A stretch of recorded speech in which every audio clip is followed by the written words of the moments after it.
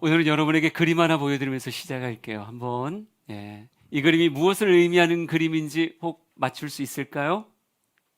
무엇 같으세요? 누군가 그러더라고요. 먹는 거. 네. 그래, 우리는 뱀도 먹고 다 먹으니까 달팽이도 먹고 먹는 거긴 한데, 이걸 레위기 11장에 정한 것과 부정한 것을 나누는 그런 그림입니다. 위쪽은 정한 짐승들이고요, 아래쪽은 부정한 짐승으로 알려진 그런 이야기입니다. 특별히 육지 짐승 가운데는요, 레위기 11장에 두 가지 조건을 가지고 있어야 돼요. 무엇인지 혹시 아세요? 뭘까요? 일부 예배는 대답을 잘하던데 왜 여러분 또 겸손하시려고 새삼스럽게, 발이 굽이 갈라져 쪽발이 되어야 된다라고 말하고요, 또 하나는 되새김질을 하여야 된다 이렇게 말하고 있습니다. 이것에 대해서는 참 여러 가지 이야기를 여러분과 나눌 수 있을 거예요. 그리고 그런 묵상들도 여러분과 많이 나누었던 것이 사실입니다. 그런데 오늘 좀 단순하게 이렇게 생각해 보려고요. 주님께서 색임질을 하지 못하는 것, 그리고 색임질을 하는 것, 이 두 가지 가운데서 색임질을 하는 것을 더 좋게 보시는구나, 이렇게 말할 수 있지 않을까요? 우리가 육신적으로는 되새김질을 하지 않습니다. 만약 여러분 색임질이 된다고 이야기하면 빨리 병원 가셔야 되는 거예요. 그거 절대 용납하면 안 됩니다. 그런데 우리가 영적으로 이렇게 묵상할 수도 있지 않겠어요?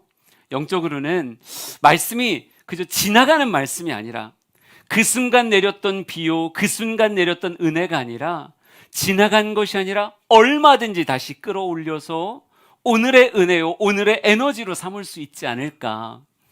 저도 200일 성경 통독을 다시 신년과 함께 시작해서요, 이번엔 저 혼자 하고 있어요. 혼자 7일째 하고 있는데, 가족들과 우리 묵상방에다가 거기에다가만 올리고 있거든요. 근데 성경을 새삼스럽게 다시 읽어가면서, 저도 목회만 20년 한 사람인데 성경을 얼마나 손에 가까이 두고 살았겠어요. 얼마나 많은 설교를 해봤고 성경을 읽어보았겠습니까? 하지만 참 묘한 게요, 성경은 읽을 때마다 새로운 은혜와 새로운 감동이 있더라고요.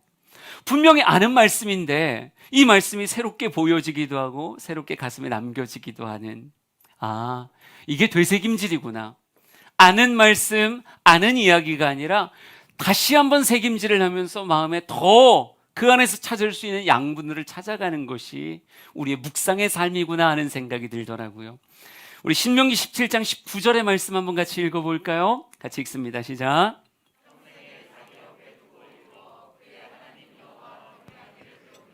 이 율법의 모든 말과 이 규례를 지켜 행할 것이라. 아멘. 이렇게 말하네요. 평생에 자기 옆에 두고 읽어라, 이렇게 말합니다. 여러분, 성경은 개정판이 나오지 않아요. 우리에게 정경은 66권의 이 말씀밖에 없습니다. 그런데 이 말씀을요, 그냥 세상의 책은 한두 번 읽으면 지나가죠. 그렇지만 성경만큼은 무엇하라는 거예요? 평생에 옆에 두고 읽어라, 이렇게 말하고 있어요. 여러분의 곁에 늘 성경이 있기를 원합니다. 그래요. 계속 반복해서 읽으면서 무엇을 배워야 되는 거예요? 여호와 경외하기를 배워야 되는 거예요. 하나님 앞에 성도는 과연 어떤 모습으로 살아야 되는가, 하나님을 어떻게 섬겨야 되는가를 성경을 통해서 배우고 그것대로 지켜 행하라, 이렇게 말하고 있어요. 우리 주양의 성도들이 날마다 말씀 가운데 깨어있기에 어제보다 오늘 더 하나님의 말씀을 배워가고 더 잘 지켜가는 귀한 복이 있기를 간절히 소망합니다. 오늘은 그런 모습 안에서 우리에겐 익숙하지만 다시 한번 나는 과연 어떤 예배를 드리고 있는가, 나의 2022년은 어떤 예배로 채워갈 것인가 하는 것을 다짐해 볼 수 있는 시간이 되었으면 좋겠습니다. 저는요, 예배에 대한 아주 강렬한 소망이 있습니다.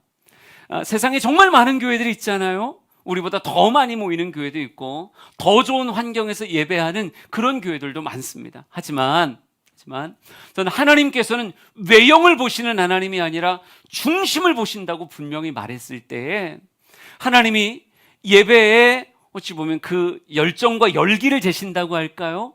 그럴 때에 정말 우리 주양교회 예배가 우리 세상의 그 어떤 교회 예배보다 더 힘있고 파워풀한 그런 예배가 되었으면 좋겠다는 갈망이 있어요.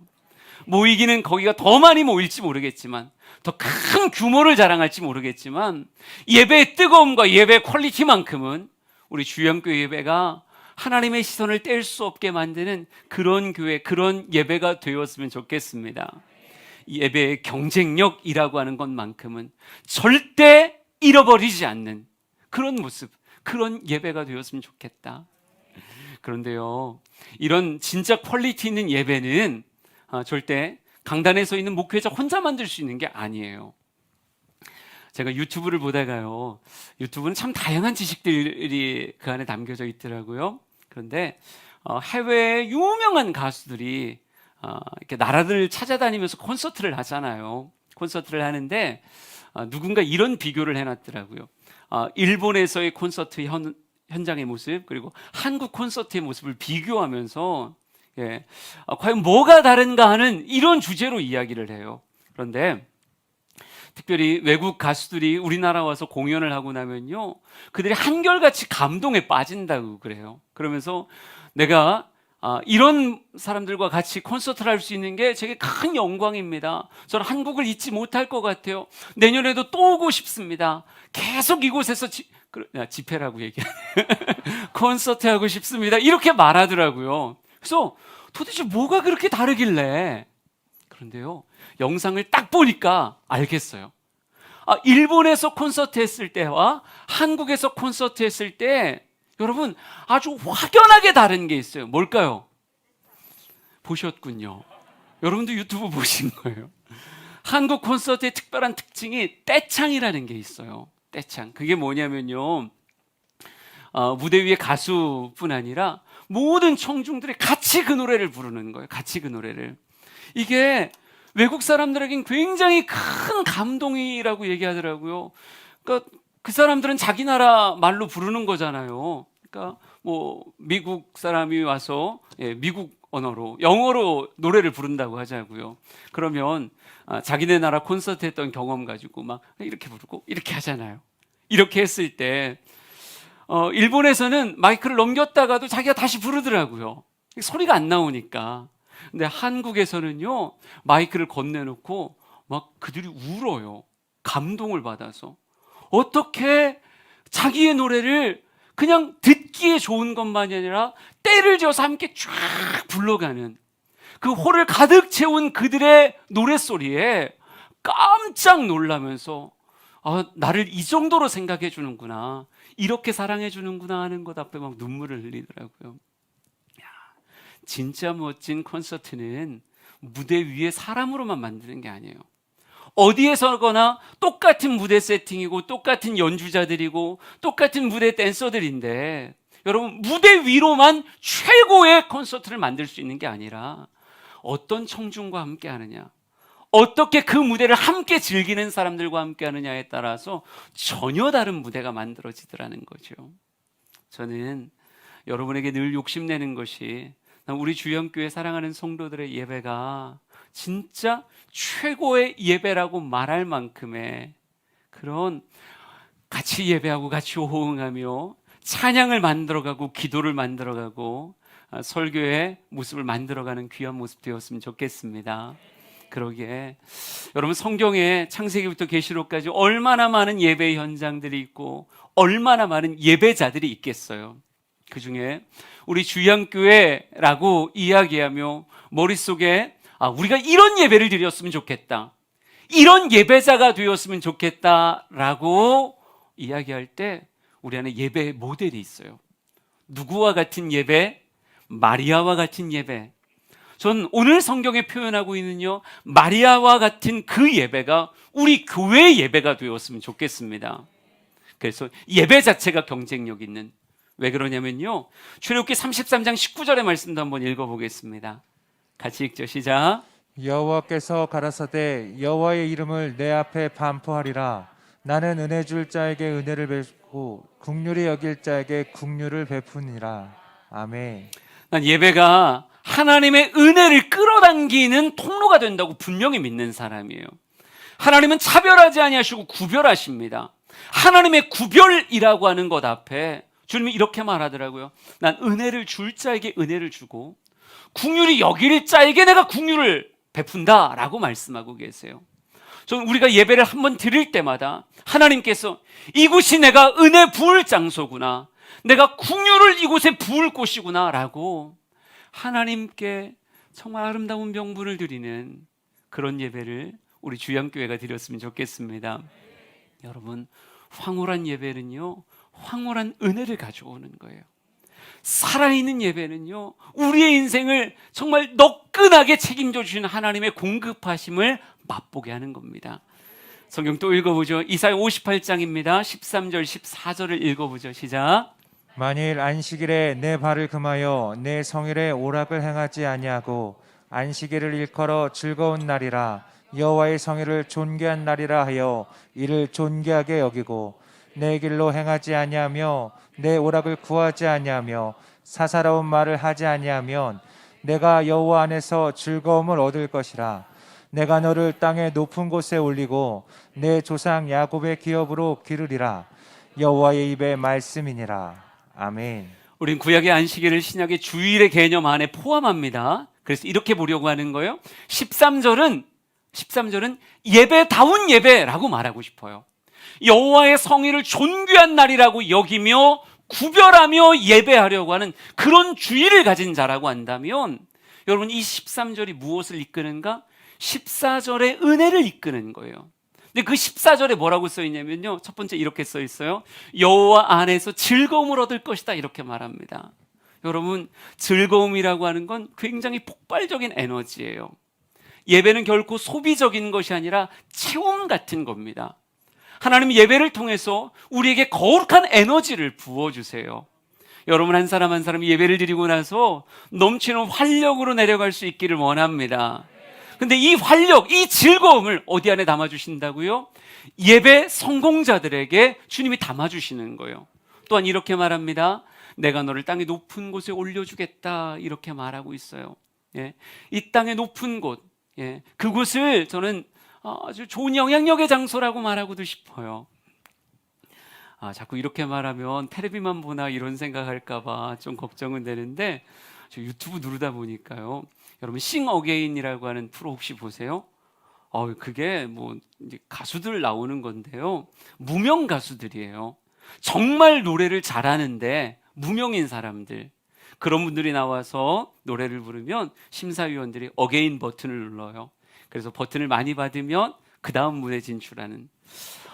좀 우리나라가 참 대단한 게, 그렇게 오디션 프로그램이 많고 뭐 각양각색의 뭐 트로트면 트로트 뭐 여러 가지가 있는데, 어쩜 새로 방송을 할 때마다 또 이런 사람들이 나오는지 그게 참 신기해요. 그런데 여러분, 싱어게인이라고 하는 프로그램을 보면서 놀란 게, 아니 노래를 잘해도요, 이건 너무 잘하는 거예요. 안 봐서 그래요, 여러분이 지금. 그걸 봤으면 제가 느끼는 게 뭔지 너무 잘해요. 전 심사위원하고 지금 무대에 서 있는 사람하고 바꾼다고 해도 하나 어색할 것 같지 않은, 야, 저게 과연 평가의 대상인가 싶을 만큼의 그런 노래를 하는 사람들이 있더라고요. 근데 알고 보니까 20년, 30년 나름 음악의 길을 걸었고 정말 최선을 다해서 노력했던 삶의 모습을 가지고 있더라고요. 제가 그거 보면서 무슨 생각했는 줄 아세요? 야, 노력만으로 다 되는 건 아닌가 보다. 아니, 그들이 어떻게 그 실력을 가지고 무명일 수 있냐고요. 노력만 가지고 다 되는 게 아닌가 보다. 실력만 가지고 다 되는 게 아닐 수도 있겠다. 실력을 부정하는 것도 노력을 부정하는 것도 아니에요. 그러나 그것만 가지고 다 된다? 아니에요. 묘한 은혜가 있어야 된다니까요. 전 방송 보면서 그런 생각했어요. 이게 내가 오르겠다고 다 오를 수 있는 게 아니구나. 예, 오르게 해주시는 밀어주심이 있어야. 물론 지금 제 얘기를 그냥 단순한 성공주의로 생각하진 않았으면 좋겠습니다. 성공주의라고 얘기하고 싶진 않아요. 하지만 우리에게 더 넓은, 어찌 보면 영향력의 자리, 그리고 복됨을 흘려보낼 수 있는 자리에 서려고 한다라고 얘기했을 때, 내 힘만으로 다 올라갈 수 있는가? 그러면 우리는 인본주의자가 되겠죠. 내가 다 할 수 있다? 그럼 인본주의자예요. 우린 철저하게 무엇을 기대는 사람이냐면 하나님이 나를 올려주시는 것을, 하나님이 나에게 기회를 주시고 하나님이 나에게 은혜를 주시는 걸 인정하는 사람들이에요. 근데 성경이 이렇게 말하더라고요. 예배가 살아있는 13절은 14절에 내가 너를 땅의 높은 곳에 올려주리라 이렇게 말해요. 그러면서 또 이렇게도 말합니다. 내 조상 야곱의 기업으로 기를 것이다 라고 말하고 있어요. 야곱의 기업, 한 가족이요 민족이 됐던 이름이 야곱의 가족, 야곱의 가문의 그런 모습입니다. 저는 우리 사랑하는 성도들이 인생의 걸음을 걸어갈 때 어제보다 더 영향력 있고 더 빛나는 오늘이 되길 원하고요, 오늘보다 더 영향력 있고 빛나는 내일이 되었으면 좋겠어요. 무엇과 함께 만들어가는 것인가? 예배를 통한 하나님의 은혜, 하나님의 궁휼하심과 함께 우리의 인생을 빚어가는 모습이 있어야 되리라 믿습니다. 그러기에요, 나는 과연 어떤 예배를 드리는가? 14절을 이끄는 예배를 드리는가? 아니면 14절이 삭제되어진 그런 예배를 드리는가? 오늘은 여러분을 베다니로 초청하려고 합니다. 베다니에 예수님이 가셨어요. 왜? 그곳에 무엇이 있기 때문에? 우리 요한복음 12장 2절 말씀을 읽어볼까요? 시작. 거기서 예수를 위하여 잔치할새 마르다는 이를 보고 나사로는 예수와 함께 앉은 자 중에 있더라. 아멘. 예수님 참 바쁘셨을 텐데 인자는 머리 둘 곳이 없다라고 말할 만큼 온 유대와 갈릴리를 두루 다니시는 그 예수님께서 베단이라고 하는, 복음을 위해서라면 낯선 사람들을 만나야 되는 예수님이 낯선 자가 아니라요, 어찌 보면 가족같이 여기는 그 나사로의 가정의 신방을 가셨어요. 왜 가셨을까? 우리 궁금함 앞에 12장 2절은 이렇게 말하나요? 거기서 예수를 위하여 잔치할세 이렇게 써 있습니다. 아, 예수를 위한 잔치라고 하는 타이틀이 만들어지면 예수님은 그곳에 가시는 거예요. 전 똑같이 생각한다니까요. 우리가 이 예배를 누구를 위한 잔치로 만들고 있는 거예요? 예수님을 위한 잔치. 그럼 예수님이 이곳에 오셨을까요? 안 오셨을까요? 당연히 오시겠죠. 우리가 선명하게 예수님을 위한 잔치를 만들 수만 있다면 예수님은 필경 이곳에 찾아오실 거예요. 그런데 마음속에 궁금함이 들었습니다. 잔치라고 하는 단어는 일상의 언어가 아니에요. 특별함의 언어입니다. 잔치라고 얘기했을 때 우리 주부들은 머릿속에 여러 가지 생각이 들어갈 거예요. 집 정돈도 다 해야 될 테고, 안 하던 요리도 막 분주하게 만들어야 될 거예요. 잔치한다고 때로는 풍악을 울릴 사람들을 초청할 수도 있을 겁니다. 그리고 나서 잔치를 벌인다고 해보세요. 신경 쓸 게 하나부터 10까지 얼마나 많겠습니까? 그만큼 신경을 쓰면서 하루를 쫙 보내는 거예요. 생각만 했는데 힘들죠. 생각만 해도 힘들어요. 그런데 이 잔치라고 하는 단어를 왜 예수님을 위해서 할까? 예수님 생신인가요? 성경에 그런 얘기 안 나왔어요. 잔치는 분명히 에너지가 쏟아지는 것 같은 그런 특별함의 단어인데 예수를 위해 잔치를 베다니의 그곳에서 벌어지고 있다라고 말하고 있어요. 왜 잔치하지? 무엇 때문에 잔치하지? 근데 성경은 우리에게 이렇게 말해주고 있습니다. 6월절 엿새 전에 예수께서 베다니에 이르시니 이곳은 예수께서 죽은 자 가운데서 살리신 나사로가 있는 곳이다 이렇게 말하고 있어요. 나사로의 가족이 잔치를 열심히 벌이고 있다라고 말할 때에 왜 그 잔치를 벌였을까라고 말할 때 성경은 우리에게 딱 하나의 힌트를 줍니다. 거기는 예수께서 죽은 자 가운데서 살리신 무엇이 있다? 나사로가 있는 곳이라 이렇게 말하고 있어요. 그러면 말을 이렇게 조정하면 꽤 괜찮지 않을까요? 예수님이 죽은 자 가운데서 나사로를 살려주셨기에 그 은혜 앞에 너무 마땅하게 무엇을 하는 거예요? 잔치를 통해서 주님께 영광을 올려드리는구나. 이렇게 해석할 수 있지 않겠어요? 여러분, 우리가 나사로가 막 입이 이만큼 튀어나와가지고 내가 이걸 왜 해야 되냐고, 내가 이 잔치를 도대체 왜 돈이 얼마가 드는지 모르겠어 막 이렇게 말하면 여러분 나사로에게 이렇게 말하고 싶지 않아요? 이 은혜도 모르는 놈아 이렇게. 아니 너가 어떤 은혜를 받았는데 죽었다가 너를 살리신 분이 예수님인데 그분을 위해 잔치를 베푸는 게 그게 힘들다고 지금 불평하는 거야, 이렇게 말하지 않겠어요? 여러분, 나사로가 예수님 위해서 잔치하는 게 너무 마땅하다면 저는 오늘 여러분에게 이렇게 말하려고 하는 거예요. 여러분도 똑같은 은혜를 받았다고. 에베소서 2장 1절과 골로새서 2장 13절을 같이 읽습니다. 같이 시작. 그는 허물과 죄로 죽었던 너희를 살리셨도다. 또 범죄와 육체의 무할례로 죽었던 너희를 하나님이 그와 함께 살리시고 우리의 모든 죄를 사하시고. 아멘. 말씀 앞에 내가 예배를 드려야 되는 이유를 다시 찾자고요. 수많은 다른 자잘한 이유들도 또 있을 수 있어요. 그렇지만 가장 그리스도인으로 먼저 된 잔치를 해야만 되는 이유를 성경은 이렇게 말합니다. 허물과 죄로 죽었던 너희를 살렸다. 우리가 육체가 살아있고 심장이 뛴다고 다 살아있던 사람이 아닙니다.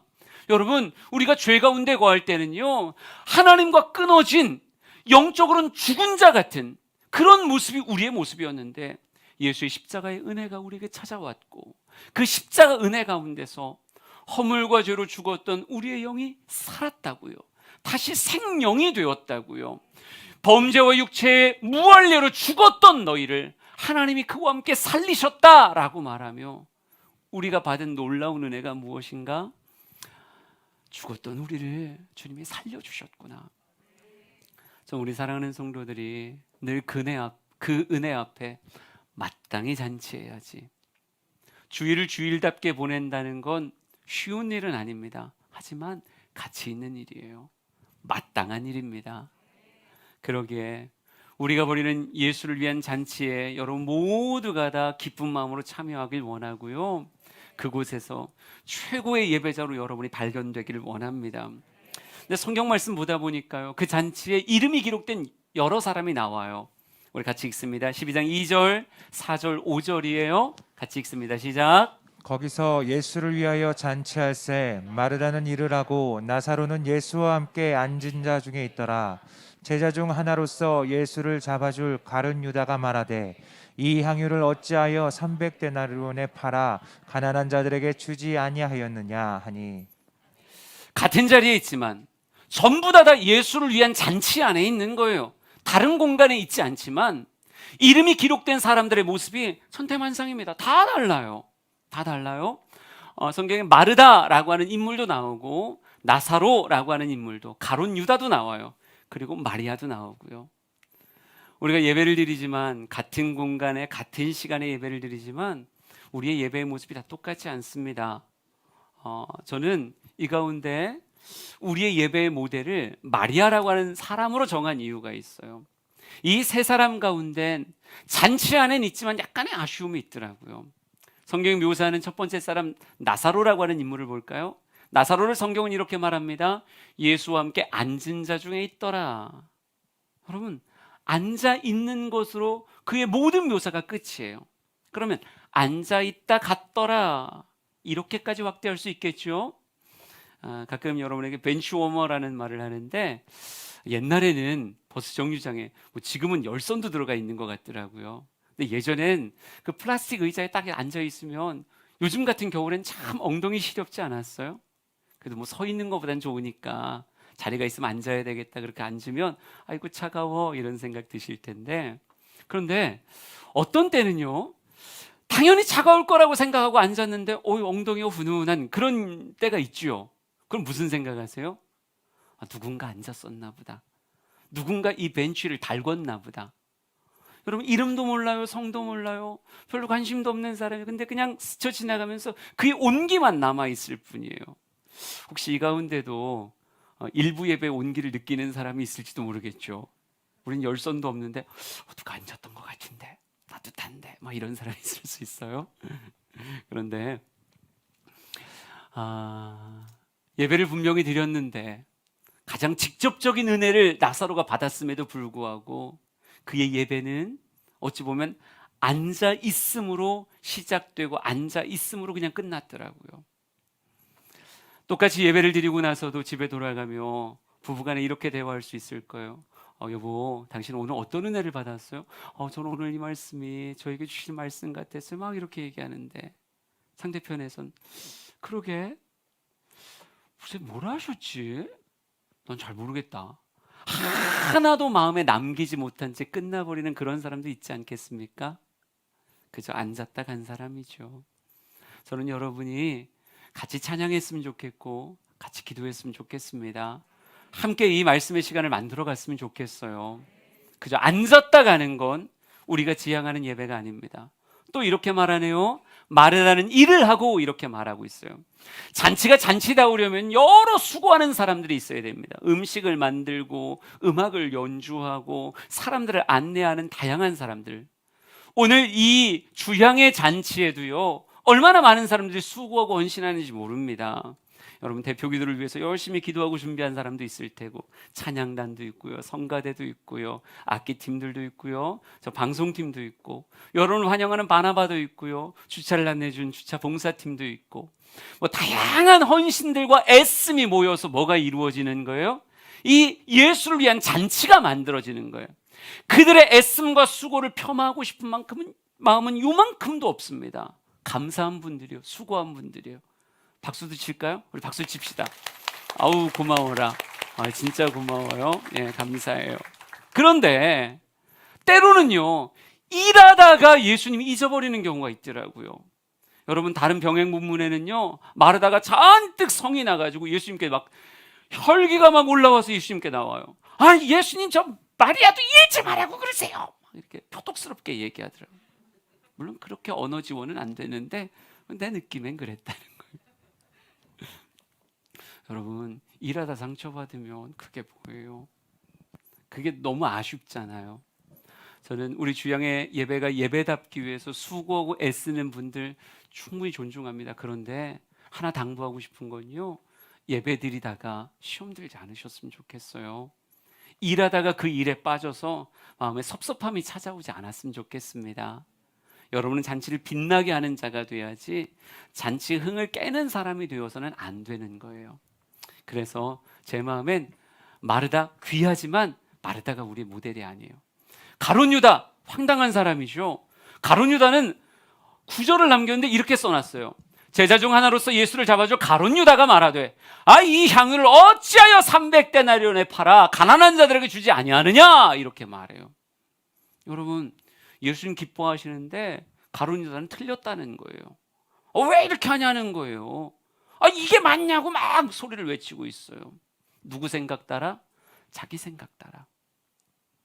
전 이 가룟 유다 병이 목사가 잘 걸리는 병이라고 말하고 싶어요. 저도 언뜻 이 병이 막 올라와요. 신기하게. 찬양단이 뭐 저들으라고 하는 건 아니잖아요. 예? 방송팀이 자막을 만들고 뭐 이런 것들이. 근데 참 신기해요. 목사라는 이 이상한 직분이요, 누가 틀리면 번개같이 고개가 돌아가요. 방송실을 때려보고 막 그래요. 이거 안 되는 건데 가룟 유다병 걸려서 그래요. 내 마음에 체크판을 만들어 놓고 오늘 기도를 잘했네, 찬양을 잘했네, 못했네, 뭐는 어쨌네 저쨌네. 나는 판단하는 자가 아니라 예배자가 되어야 되는데, 왜 찬송가 안 부르나 몰라, 왜 복음성가 안 부르나 몰라, 왜 이렇게 하나 몰라. 여러분, 우리 교회 그런 사람 없었으면 좋겠습니다. 예, 저만 그랬다가 빨리 회개하고 또 고치고 그랬으면 좋겠어요. 그래서 우리 예배의 모델은 마르다도 아니고요, 나사로도 아니고요, 가룟 유다도 아니에요. 이름이 하나 빠져 있죠. 누굴까요? 마리아. 전 우리의 예배가 마리아 같았으면 좋겠습니다. 마리아 예배를 12장 3절이 묘사하고 있어요. 같이 읽어봅시다. 시작. 마리아는 지극히 비싼 향유 곧 순전한 나드 한 근을 가져다가 예수의 발에 붓고 자기 머리털로 그의 발을 닦으니 향유 냄새가 집에 가득하더라. 아멘. 마리아 예배를요, 전 묵상하면서 이렇게 마음에 새겼습니다. 첫 번째는요, 마음을 담은 예배다, 이렇게 말하고 싶어요. 마음을 담은 예배. 여러분, 지극히 비싼 향유를 가지고 와서요, 예수의 발에 부었어요. 정말 비싼 건데 발에 붓고 나서 그의 머리카락으로 그 발을 닦았다고 얘기하고 있어요. 여러분, 그러면 발과 얼굴이 가장 가까워야 되지 않겠어요? 난 그런 생각 들더라고요. 야, 이거 시킨다고 하겠나? 여러분, 이거 시켜서 할 수 있겠어요? 난 못할 것 같은데요. 누군가에게 발을 내밀며 내 발 좀 그렇게 닦아주시오! 이렇게 말하면 예. 이걸 누가 그러겠어요? 예. 제 아내한테 내 발을 닦아주시오! 머리카락으로. 그럼 할 거야, 안 할 거예요? 하겠다는 거요, 안 하겠다는 거요? 우리 아내는 해주죠.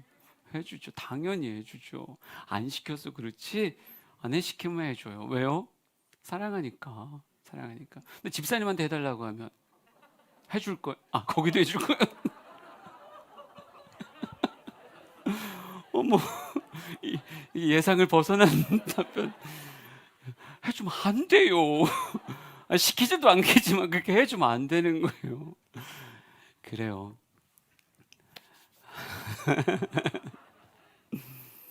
마리아에게 이런 행동을 누가 강제한다고 하면 어찌 그걸 할 수 있겠어요. 그런데 마리아에게 너무 자연스럽게 흘러가요. 왜요? 마리아는 주님을 향한 마음이 있거든요. 예수님이 가장 귀하게 보시는 건 외형이 아닙니다. 그 안에 어떤 마음이 담겨져 있는가. 노래를 막 잘할 수 있는 좋은 달란트를 가진 사람이 있겠죠. 근데 우리는 노랫소리에 흠뻑 빠지지만 예수님은 그 안에 무슨 마음으로 찬양하는가 이걸 보실 거예요. 기도의 모습, 그 안에 어떤 마음인가. 마태복음이 이야기하는 수많은 예수님의 교훈들이 다 그거 아니에요? 겉의 모습이 아니라 그 안에 무엇이 담겨져 있는가. 마리아는 정말 주님 사랑하는 그 마음이 그 안에 담겨져 있더라고요. 그래서 난 우리 예배가 몇 번의 예배를 드리든, 그게 새벽이든 저녁이든 그 어떤 예배를 드리든 주님을 사랑하는 마음이 담겨져 있는 예배가 되었으면 좋겠습니다. 그리고 또 하나 전 이렇게 묵상했어요. 주관적인 게 아니라 객관적으로 최고의 예배를 드린다. 여러분, 누가 놀랄 만큼 가룟 유다가 기겁을 했어요. 다른 병행 본문은 이렇게 말합니다. 어찌하여 허비하는가 이렇게 말해요. 당황해가지고 이건 낭비다. 어떻게 그 귀한 향유를 발에다 쏟난 말이다. 이건 낭비다라고 말하며 막 흥분했더라고요. 여러분, 우리가 예배를 드리다 보면요, 어떨 때 이렇게 말하더라고요. 아니, 같이 가족 간에 예배를 드렸다고 치자고요. 뭐 딸들을, 아들들을 옆에 놓고 예배를 드렸어요. 그런데 늘 부모의 마음엔 자녀들이 좀 아쉬울 때가 있지 않아요? 좀 자녀는 잘했으면 좋겠는데, 같이 무릎으로 막 기도했으면 좋겠는데 아쉬워. 그럴 때 가면서 나도 모르게 잔소리를 하게 되잖아요. 그냥 예배 좀만 잘 드리면 좋겠는데, 예배를 조금만 더 잘 드리면 좋겠는데. 그럼 자녀들이 한결같이 뭐라 그래요? 난 했어. 난 잘했다고. 이 정도면 잘했지. 주관적으로 잘하는 거예요. 난 이걸 넘어섰으면 좋겠어요.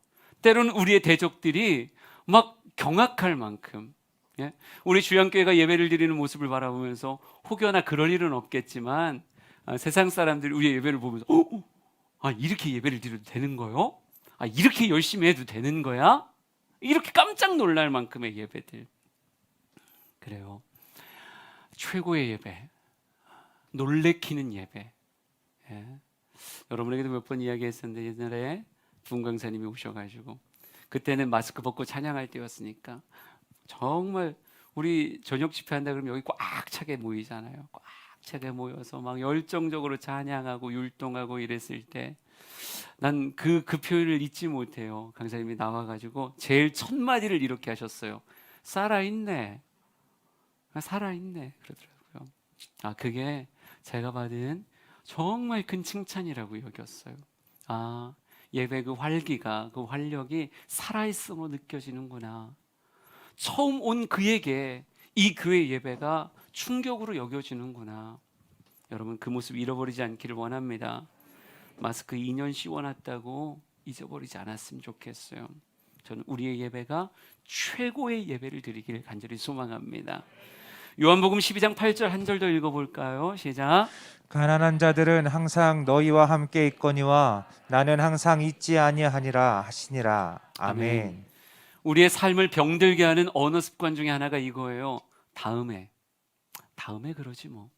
다음에 잘할게요. 근데 내 인생을 건강하게 만드는 사람들은 지금 하더라고요. 다음에 하는 게 아니라 지금 하더라고요. 다음으로 미루면 계속 다음이 생겨요. 근데 지금을 잡은 사람은요, 지금 안에서 열매를 맺어가더라고요. 주님의 칭찬이 무엇이었습니까? 가난한 사람들 항상 너희 곁에 있어. 하지만 나는 항상 있는 거 아니야. 우리의 예배가 계속될 거라는 건 소망이지 확정적 누림은 아니에요. 이 예배가 나의 마지막 예배라고 생각되듯, 지금밖에 예배할 수 없어 라고 생각되듯, 그 지금의 마음을 붙잡는 그런 예배자의 모습이 우리 주양 모든 성도들의 모습 되었으면 좋겠습니다. 그래서 마리아의 예배를 전 이렇게 표현해요. 마리아는 마음을 담은 예배였고 정말 최고의 것, 그걸 바라보는 사람들이 놀랄 만큼의 그런 예배를 드리는 사람이었고, 다음을 미루는 게 아니라 지금 그 감동 앞에 헌신할 줄 아는 그런 사람이었다. 여러분, 마지막으로 마태복음 26장 13절과 마가복음 14장 9절 말씀을 읽어보겠습니다. 시작. 내가 진실로 너희에게 이르노니 온 천하에 어디서든지 이 복음이 전파되는 곳에서는 이 여자가 행한 일도 말하여 그를 기억하리라 하시니라. 내가 진실로 너희에게 이르노니 온 천하에 어디서든지 복음이 전파되는 곳에는 이 여자가 행한 일도 말하여 그를 기억하리라 하시니라. 아멘. 아멘. 제가 오늘 이 본문을 예배라는 말로 묵상하는 가장 중요한 이유가 되는 본문입니다. 여러분 한번 상상해 보세요. 성경은 이렇게 말합니다. 내가 진실로 너에게 이르노니 온 천하 어디서든지 이 복음이 전파되는 곳에선 이 여자가 행한 일도 말하여 그를 기억하라, 이렇게 말했어요. 여러분, 복음이 쫙 전파되면 무슨 일이 벌어질까요? 꼬리를 물어보세요. 복음이 쫙 전파되면 무슨 일이 일어나요? 복음은 살리는 힘입니다. 복음이 전파되면 무슨 일이 일어나냐면 죽은 자 가운데서 살아나는 일들이 막 벌어져요. 그러면 죽었던 사람들이 복음으로 인해 살아나면 무엇을 할 수밖에 없을까요? 왜 마땅한 대답이 안 나오죠? 예수를 위해 잔치를 해야 될 거 아니에요. 그죠? 살려주신 그 은혜 앞에, 복음 앞에 잔치를 벌이는 예배가 막 벌어지게 될 거라고요. 그런데 예수님이 이렇게 말하는 거예요. 반드시 복음이 전파되는 그곳에선 이 여자가 행한 일을 꼭 이야기해 줘라. 여러분, 그럼 어떻게 되는 거예요? 복음이 전파돼서 죽었다가 살아나는 사람들이 생겼을 때 그들이 예수를 위한 잔치를 벌이면 예수님이 다시 만나고 싶은 헌신, 다시 만나고 싶은 잔치의 대상은 누구라고요? 나사로도 아니고 마르다도 아니고 가룟 유다도 아니고 누구를 기념하고 기억했으면 좋겠다? 마리아, 이 여인의 모습이 다시 재현되기를 원한다. 우리 사랑하는 성도들에게 이 마리아의 이 예배가 오늘 2022년 지금을 살아가는 여러분의 모습에 재현되어져서 주님이 너무 큰 기쁨으로 내가 이곳에서 또 한 명의 마리아를 만났다, 또 한 명의 마리아의 예배자를 만났다라고 칭찬하실 수 있는 그 모습이 우리 주의 한가운데 있기를 간절히 소망합니다. 우리 찬양하며 결단하죠. 예배합니다라고 하는 곡입니다.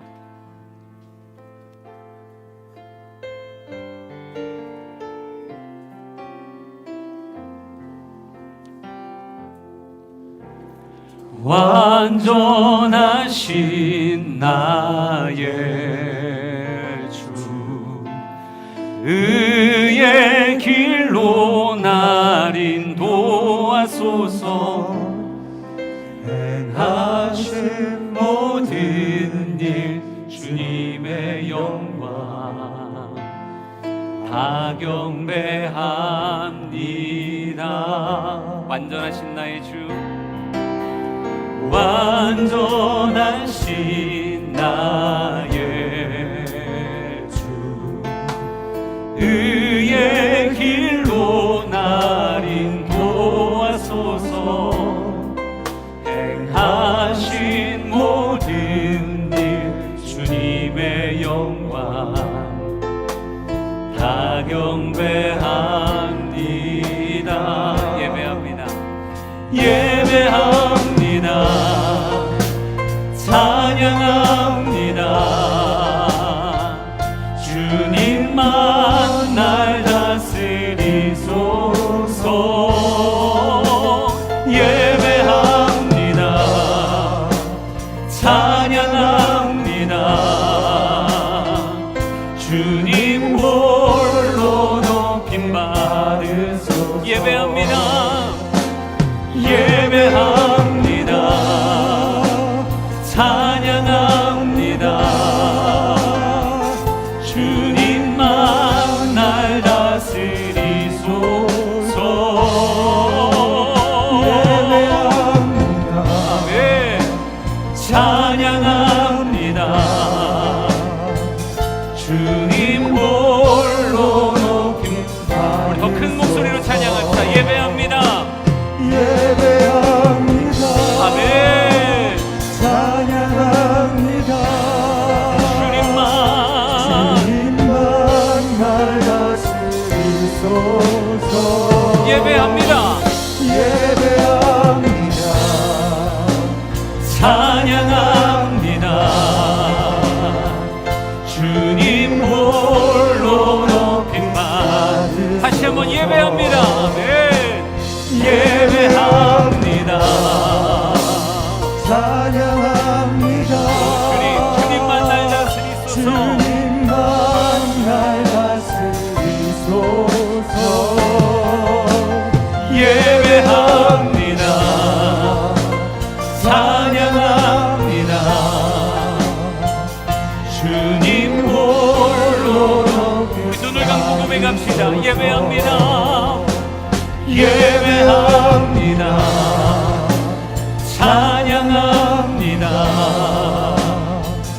주님만 날 다스리소서. 예배합니다. 아멘. 찬양합니다.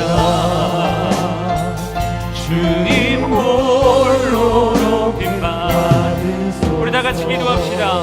하나님, 이런 예배자가 되겠습니다. 2022년 마리아 같은 예배자가 되겠습니다. 우리 주여 한번 부르시고 통성으로 같이 기도합니다. 주여,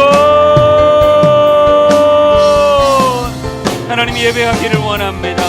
더 아름다운 예배자의 모습을 가지기를 원합니다. 더 온전하고 복된 예배자의 모습을 되기를 원합니다. 마리아 같은 예배를 주 앞에 드리게 하옵소서. 마리아 같은 예배를 주 앞에 드리게 하옵소서. 날마다 한 걸음 한 걸음이 하나님이 기뻐하시는 예배자의 모습 되기를 원하오니 주여 그렇게 예배하게 하소서. 그렇게 예배하게 하소서. 예배의 삶이 내 삶을 즐겁게 하며 나를 땅의 높은 곳에 올려주시며 나에게 야곱의 기업으로 길러주시는 하나님의 역사가 임하는 통로가 되게 하여 주시옵소서. 아버지, 예배를 승리하기를 원합니다. 예배를 승리하기를 원합니다. 아버지, 약한 유혹에 빠져 예배에 실패자 되지 않게 하여 주시고 예배 한순간순간을 기뻐하며 하나님 앞에 예배하는 진정한 예배자의 삶이 되게 하여 주시옵소서. 주님, 우리는 예배자입니다. 우리는 예배자입니다. 예배를 아버지 우리의 가슴에 새기게 하시며 마땅히 예배하고 최선으로 예배하는 우리가 되게 하옵소서. 오 주님 감사합니다. 오 주님 감사합니다. 거룩하신 하나님, 2022년을 바라보며 예배자를 다시 한번 결단합니다. 마리아 같은 예배 우리의 삶에서 재현되기를 원하오니 아버지, 그 예배를 모든 성도들의 삶에 심어 주시옵소서. 주님께 마음을 드리는 예배, 주님께 내 삶의 최고의 것을 드리는 예배, 지금이라고 하는 기회에 아버지 순종하며 드리는 예배, 그런 예배를 우리 모든 성도들이 드리게 하옵소서. 2022년이 그렇게 채워져 갈 때 주님이 우리를 즐겁게 하실 것을 믿습니다. 주님이 우리를 땅의 높은 곳에 올리실 것을 믿습니다. 주님이 우리를 야곱의 기업으로 길러주실 것을 믿습니다. 하나님, 그 복을 저들이 더불어 누리게 하옵소서. 이제는 예수 그리스도의 은혜와 하나님 아버지 크신 사랑하심과 성령님의 감화 감동하심이 오늘 주 앞에서 마리아와 같이 예배하는 모든 예배자들 머리 위에 영원토록 함께 하시길 간절히 축원하옵나이다. 아멘.